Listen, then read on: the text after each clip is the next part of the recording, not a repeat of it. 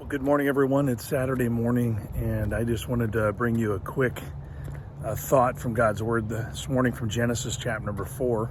If you watched yesterday's video, you know that we were in Genesis 3 talking about the pattern that leads us to sin and turning away from the Lord. Well, today, the Lord is going to give us an image of how we can avoid that.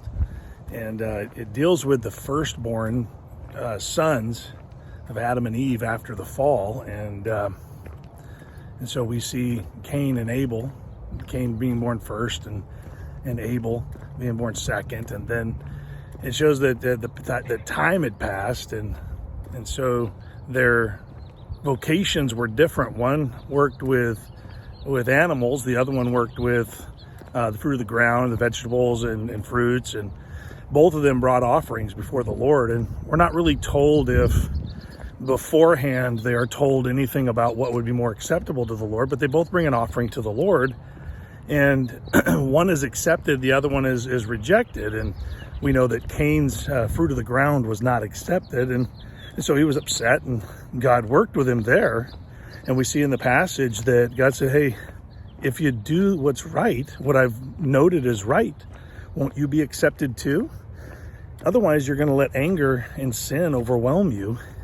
So choose what's right. Well, we know what happens with that story.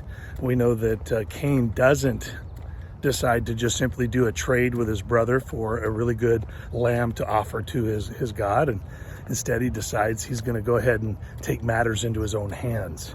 And see, I think that's something we need to learn, is that God has made a way for all of us to honor him. And he's laid it out perfectly in his word for us. And then he comes to us and says, hey, if you will do things the way that I've laid out for you to do them, then you'll do well. But if you don't, sin is crouching at the door and it wants to have you.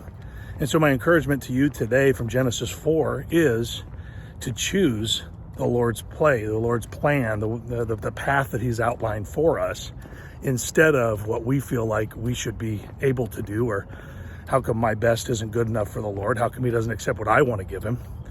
Well, so we have to remember that he gets to decide what's good and what's not good. Choose what's good. God has laid it out for us, and I hope that you will, and I hope this has been an encouragement to you today. Have a great day.